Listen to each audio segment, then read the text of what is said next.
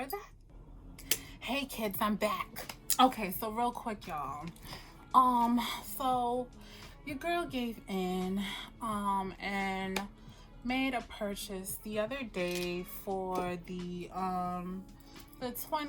new Belle Le Parfum from Jean-Paul Gaultier. And I just recently got it yesterday, and since yesterday and today I've been testing it out, smelling it, comparing it to the original, which I love and have loved for quite some time, and just trying to get a feel. What's the download on this situation? You know, is it worth it? Do you need to even get both of them? You know, what is it giving? You know, all of the things, you know, we want to know. So I figured I would come and put my little 2 cents in on my take on what's going on with this La Belle Intense La Belle Le Parfum, La Belle Du. You know, we want to know. I already doused both arms, left and right. But we're gonna douse them again just to kind of keep this party jumping. I know who's who. Wow, wait a minute now. Original gangster. Okay, so let's get started.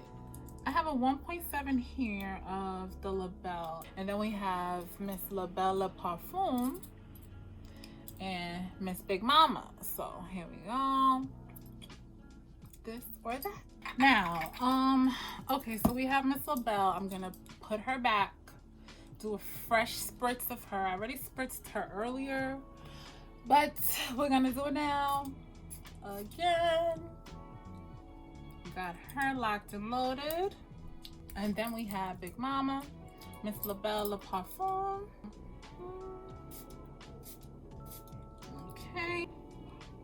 Okay, our initial spray, they smell different, so that's a good thing, right? Okay, I still agree with my assessment from last night, so I am gonna bring that up. All right. Okay, this is sweeter. This has a sharper sugar note to it than the original. I mean, than the La Parfum. The La Parfum has a deeperness to it. I am going to talk about the notes and the main accords. I did a little digging around. I found some further information, so I'm going to introduce it into the scenario to see if, just to give everybody if you don't have and you're trying to make a decision. So I'll include everything so you really know what you're getting yourself into. But on initial spray, they smell okay. So this has the DNA of La Belle. However, I tell you not, I smell La Belle. I do. I smell her. But I also smell, and maybe it's just me, I also smell this. Valentino's Born in Roma. I smell, and this is how I smell it. I smell Valentino Born in Roma on top, and I smell La Belle on the bottom. And that's how it kind of dries down too. When La Belle Le Parfum dries down, this dissipates, and this enters the room like completely, and it's solo. So I thought that was interesting. Of course, it's perfume. You're gonna find similarities, but that's what I thought. But this is just a deeper, has more body. I feel like yesterday I was getting a slight nuttiness, and some of that aquaticness. I don't know if it's salt or something that I'm getting, and more powder. The La Parfum is deeper. It's not as sweet. It's powdery. You get some slight aquaticness, very faint, but you do get it. And you get a faint, and that may be a part of the aquatic structure. You get some faint saltiness, very faint. But this is just deeper and more almost like an amber feeling to it. This is a tough one only because they are similar, but I feel like the differences are there enough to where it would be kind of worth your while. If you are a lover of La Belle, I'm not even gonna lie to you, just get it. If this is a fragrance you love, you know, you love Le Belle, then get the Le Parfum. I feel like no matter how many times you watch a video of somebody explaining it to you, if you love this perfume, you're gonna want to just smell, you know, the graduation.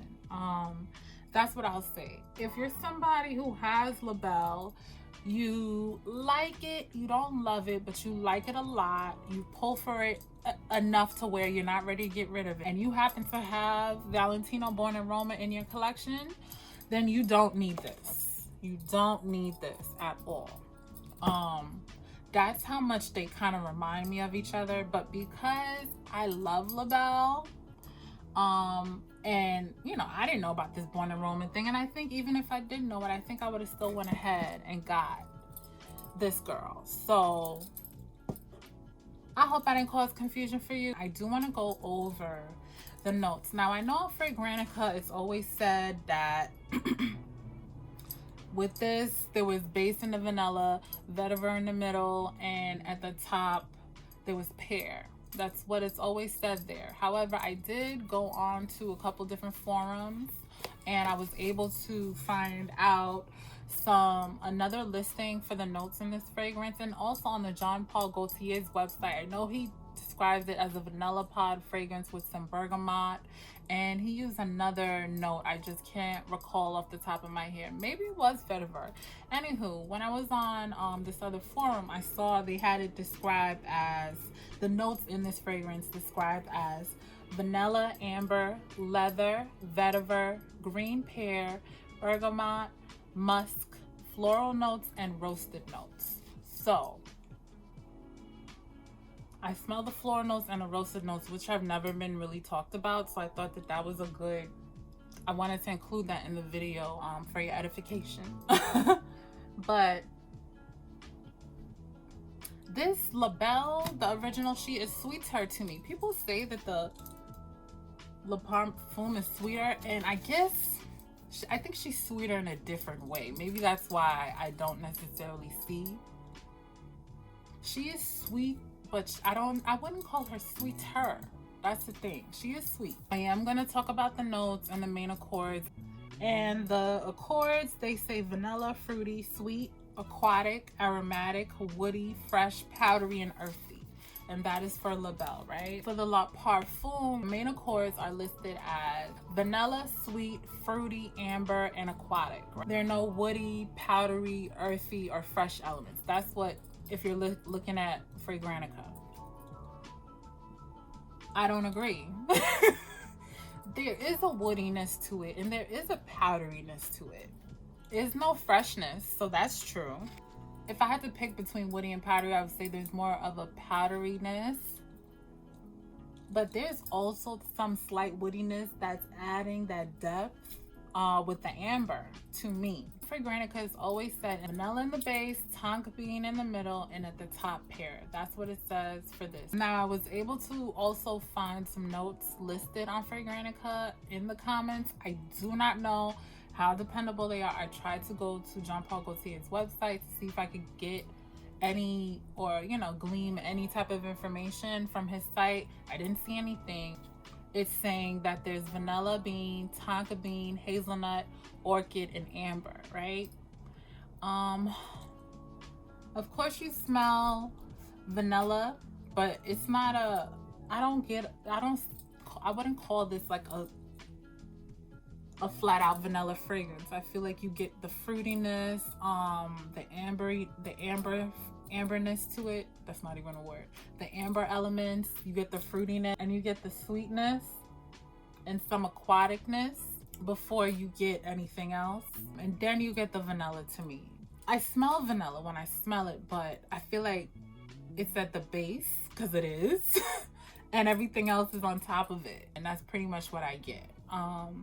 In the heart, it says white vanilla, vetiver, and cherry leather. And then in the top, pear and jasmine.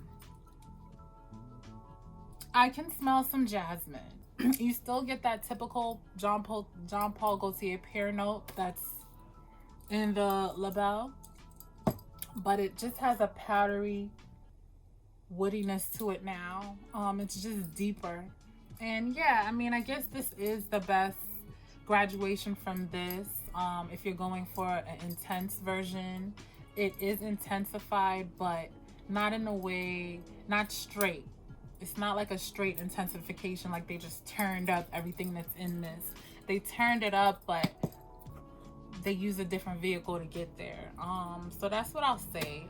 But this is good. I don't have any regrets about it, or feel like, oh my god, because it's gonna get used, honey. I wanted to come to you guys with my take on this whole Le Belle thing, because they are close, but I feel like they're a different of enough fragrance to where you can enjoy it.